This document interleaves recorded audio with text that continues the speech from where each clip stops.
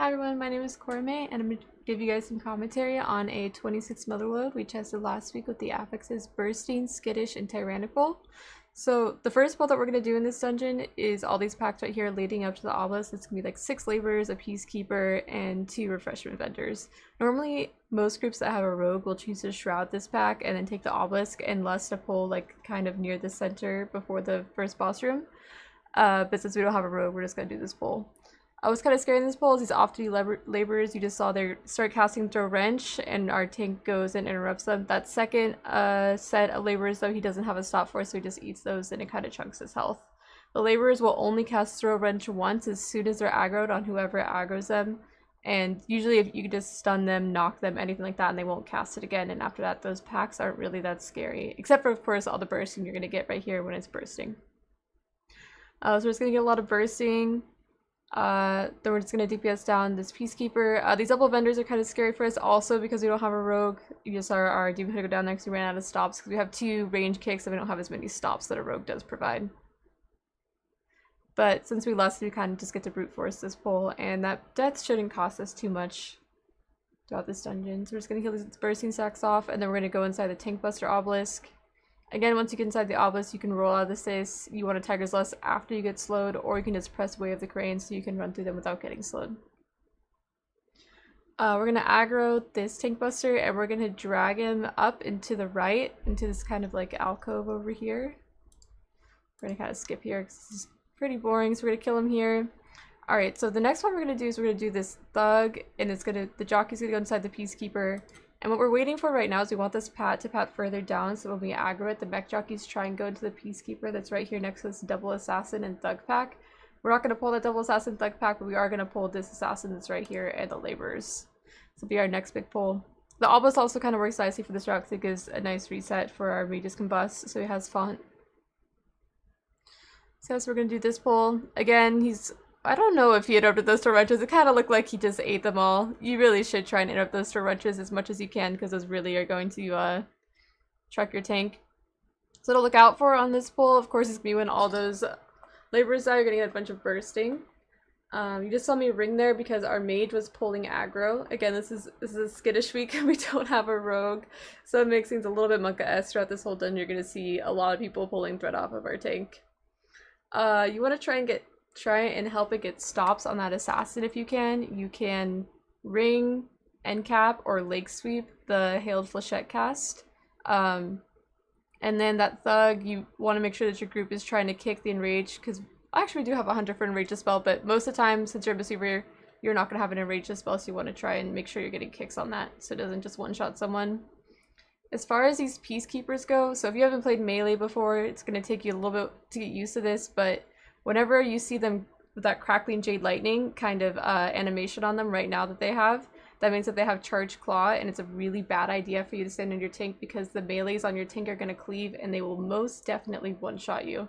So you want to be careful that you're always positioning yourself behind these peacekeepers. It's a good idea to have your tank mark themselves because they're usually going to be kiting around a lot, and then after their shield, those peacekeepers will just flip around and one-shot you. So you're going to want to make sure that you're always not standing on your tank in any of these pulls in this first room of the Motherlode.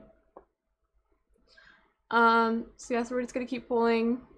This was that double assassin thug pack. It gets a little bit scary for us again because we don't have that many stops, but it is doable. I'm always there as a backup if we need it, but I don't think they ever... Oh no, I did use my para there to stop that one, but most of the time they don't need my stops. So we're going to get this assassin down, and then we're going to pull some more peacekeepers. Peacekeepers are really good count from this dungeon. And my tank is telling me that he wants me to go line right now because he's going to pull all these laborers. He's not initially going to have threat on them. He doesn't want them to throw wrench me. So yeah, those mech jockeys are getting the peacekeeper. The tank is always making sure he's tagging those mech jockeys before they get in the peacekeeper so you get count for both. That's really important. Yeah, I think I'm just gonna press way here while we DPS these down, and then we're just gonna basically just burn down these peacekeepers, heal through the bursting from these laborers, and then chain this into something else most likely after those laborers are dead and the scary part of this pull is over. Actually, I think we're probably gonna reset here because my mana is pretty low. Usually in Motherlode, even though it's a lot of AoE, I always like to wear my Forbidden Obsidian Claw because you don't want to be that. You don't want to have to make your group stop all the time so you could drink. And Forbidding Obsidian Claw gives back a lot of mana. That way we could just keep chain pulling the Motherlode, because that's the biggest time save of all, because these peacekeepers just live so long. So even if it's Fort Week, I want to make sure that I'm wearing this trinket. So I'm going to skip forward a bit here. Oh yeah, I think we had a Thug CC that we just pulled out. So the next pull, so what you can do, so there's these two mech jockeys here. So there's a way to get this mech jockey to go in this peacekeeper and the other mech jockey to go in this one if you ring in the middle. Alternatively, you can also use an NG belt knock. I think ring is more reliable, but my tank, I think he's just used to not having a monk in his group, as most tanks are, so he just wants to go in there and do it himself. So he's gonna leap in, knock that back. Make sure you get a tag on the jockey before he goes in, of course, on both sides. And we're also gonna activate this pack over here. This pull isn't too different from any of the other ones. Again, there is a mech jockey in this pull though, as well as a thug. So that can get a little bit spooky because somebody can get wombo comboed. It's not as bad because it's not Fort, but it's really easy for someone to get wombo comboed by a grease gun and the charge from the thug. So it's just important to make sure that you're kicking those in rages. If you have a soothe, you're soothing it. And usually you want to focus down the jockey in this pull, just because his damage is hard to mitigate. Probably going to go ahead and skip this because I've already kind of gone over what these mobs we have to worry about. So we're going to finish this, and then next we're going to go up to do the pull in front of the first boss. So you have to go over this pipe. I always have trouble getting over this pipe. I don't have a good strategy for you to do that. But so we're going to pull this first pack in front of the first boss. And then we're also going to pull the jockey pack back here. And we're going to CC the vendor when we pull it, because we don't have enough kicks because there's a vendor in this pack as well. The only time we pull double vendors on that first pull when we have less. Other than that, we want to make sure we're only pulling one because it just requires so many kicks. And that vendor hurts a lot. As well as you also have the assassin in this pack, which requires a kick on the poison. If a poison does go off and he starts doing heal flechettes, wait until the flechettes is over and then revival to get rid of all the poisons. Thankfully, my group was good at getting kicks this whole time, so I didn't have to use revival at all, but I was always sitting on it for that. Yeah, this pull is pretty simple. There's not a lot of room to work with, so it's a good idea to use this boss room to kind of kite around the edges. Yeah, we're just gearing up to the boss next because we have our lust. So we're going to kill that refreshment vendor. Our tank is going to go back and he's going to break out the other vendor so we can pull it in. Yeah, other than that, this pull's pretty simple. So next we're going to activate the crowd pummeler. So we just activate him in the middle. Our tank's going to drag him to the side. This is where the first pulse goes off. So I usually wait until we have the bombs in to pop way. So I haven't used my Way of the Crane yet, and I'm probably just going to Essence Font when I get knocked back. It's a good spell to use while you're moving. And then heal up my group. Now normally I would be out there helping my DPS a lot with kicking in these bombs, but since this is a double range comp, I'm probably just gonna stay in melee the whole time and get as much uptime as I can. So as soon as all three of those bombs are in, that's when I choose to press Way of the Crane, because I want to make sure I'm gonna have it for the next static pulse to heal us up. Way is really powerful in this fight because of the increased damage the boss takes. So the next static pulse is gonna go out. You're gonna see me put down a Transcendence. And I'm going to transcend back and immediately RSK, and then get a blackout kick. But my my mage is pretty far out of range, so he didn't get a lot of that healing. But for everyone else, it was good value. So something bad that I'm doing here, you're going to see me get punished for it, is I'm actually used to, like, when the claw goes out. So the way the claw works, it either targets one of the melee, or the shocking claw either targets one of the melee or targets the closest melee. I'm pretty sure it targets the closest melee. And so what you want to be doing as a melee is you always want to be standing on this outer edge and like baiting the shocking claw here. I was standing back here and I baited the shocking claw onto this bomb. And we're still gonna get that bomb in, it's not gonna wipe us, but that's a really bad habit. And you want to make sure that if you're staying in melee before that shocking claw goes out, that you're staying on the outer edges of the room so it's not baited towards your range and they have no problem kicking the bombs in.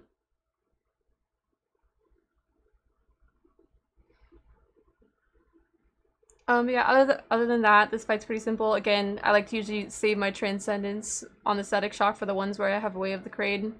And then if I don't have Way of the Crane, when you're moving, you can just press Essence Font. I press Revival right there. Since this is a 26 Tyrannical, you want to make sure that you're communicating with your DPS what cooldowns I have for that static pulse, especially if the tank gets any stacks of the coin. But other than that, it's a pretty simple boss fight. You just gotta kill the boss before you run out of room. I think here, yeah, we were like almost we're almost out of room right here as well. I think we have like right here, and then we're gonna move here, and then the boss is gonna get a little bit scary.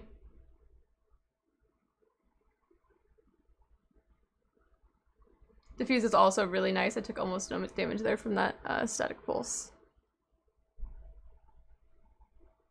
So we're just kicking these bombs, and then we're going to kill the pummeler, and then we're gonna gear up to pull some of the mine rat and earth shocker packs back here.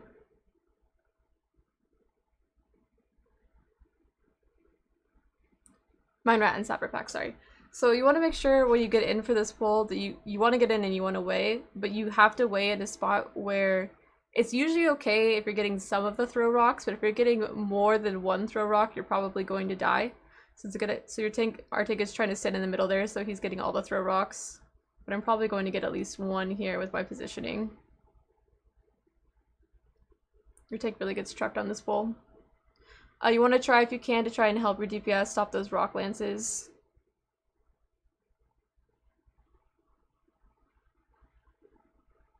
Yeah, other than that, and then yeah, trying to dispel the earth shields.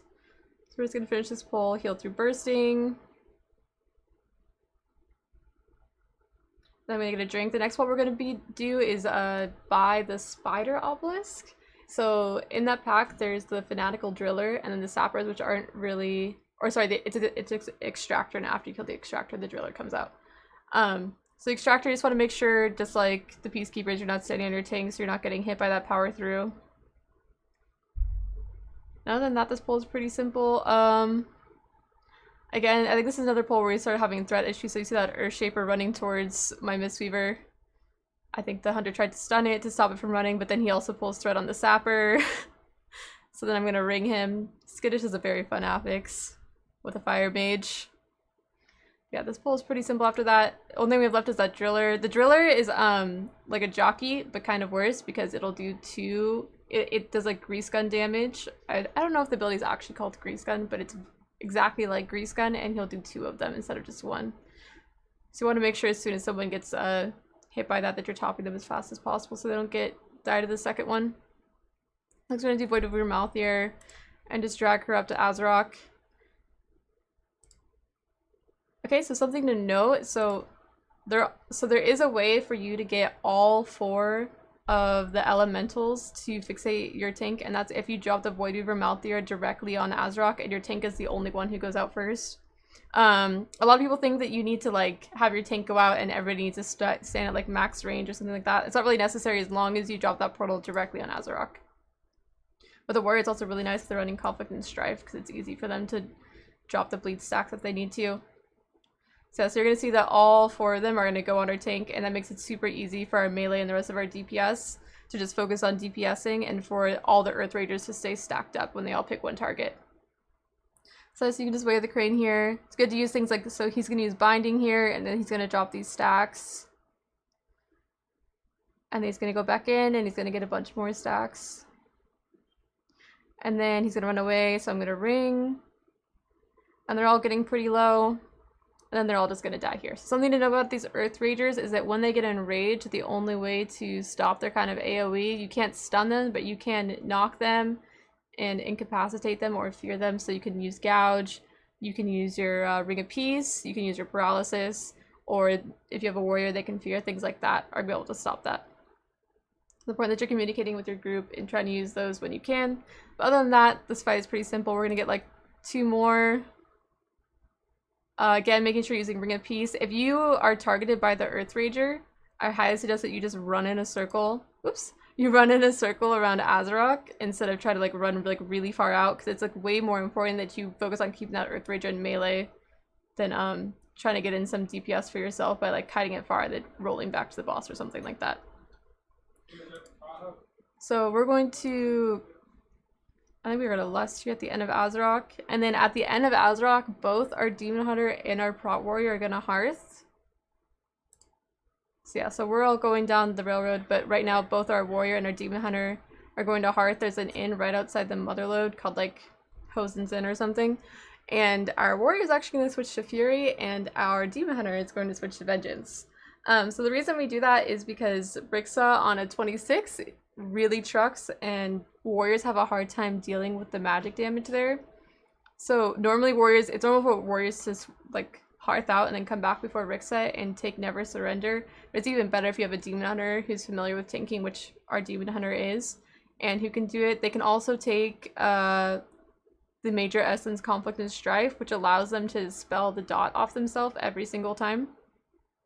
So it's really powerful that way. The only kind of downside to it is that you're losing all the reflect damage that the Prot Warrior would bring. However, you're making the boss fight a lot safer. It's also a bit of a downside for us because Vengeance Demon Hunters have an even harder time with threat, and as you can see, we've already been struggling with threat this whole dungeon, and it's going to cost us quite a bit of time on some of these packs. So yeah, as far as this pack goes, you can skip it. You can have a rogue pull it away, and if you're a druid you can mass entangle it, or you can like double CC the close ones and you can ring it away and get in the obelisk if you want. There's a few ways to do it. You could also just have one person go activate it and you guys can go in the other portal. Yeah, we're just gonna pull the blob. You could also snap them back here sometimes. I think we choose to just like drag it. I think we lose our warrior because we chose to do that. I don't think we had combust here, so we chose to try and drag it and re-snap it. If you see your DPS getting kind of like slowed by these tentacles, you can of course dispel them, and if you Tiger's Lust them, it also dispels the Mind Flay dot and the slow from them. Yeah, I'm gonna go ahead and skip this part. We're gonna go to Rixa. So to kill the blood, you want to make sure you get a full drink before this boss. So diffuse is really good in this dungeon because you can diffuse back the dot from Rixa Flux Flame. So usually if you're running with a Prot Warrior, you want to diffuse the first one and then dispel the other one, and then the second one your Prot Warrior will reflect, and then coming out of like her blowtorch ability, he'll reflect the next one. But since I'm running with a Vengeance Demon Hunter, he's just going to dispel himself every time. As you see there, he just dispelled himself and I diffused the dot to do damage to the boss.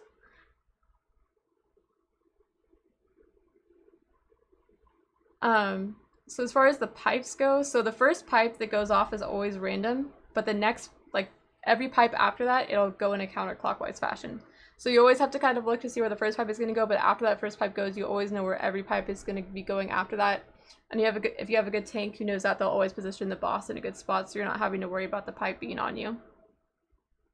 Yeah, this boss fight is much easier with a Vengeance Demon Hunter, but again, it's going to last a little while. What we couldn't see because I'm not familiar with Vengeance Demon Hunters, so I guess I'm not tracking his cheat death. Is he actually cheat deathed on pull there, even though his health didn't really seem to dip that much. Rixa, especially on pull, tends to truck your tank if you don't have any kind of mitigation up. Normally I wouldn't advise ever pressing Wave the Crate except for when she's doing her Blowtorch ability. Mainly during the Blowtorch ability because the Propellant Blast, because she's not damaging the tank, but because I was running with a Demon Hunter, I did it a few times and it was pretty much okay. Let's get forward a bit. I think this is about, our Demon Hunter does go down at some point here. So I'm trying to find that spot for you guys where it gets a little bit sketchy. Okay, you just want to make sure that you're always looking for that Propellant Blast timer, making sure that you're going to bait the Propellant Blast to clear the Azerite, and always just sitting here and healing your tank. Even if you're just sitting there and soothing them and not casting anything, you just kind of have to sit there and wait for them to spike a lot of the times when the key level gets this high.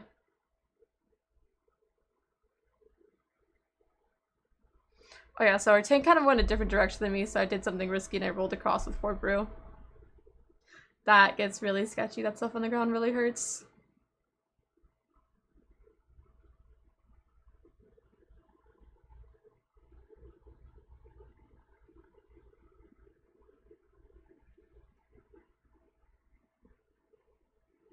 This way does that. We're gonna roll out of that.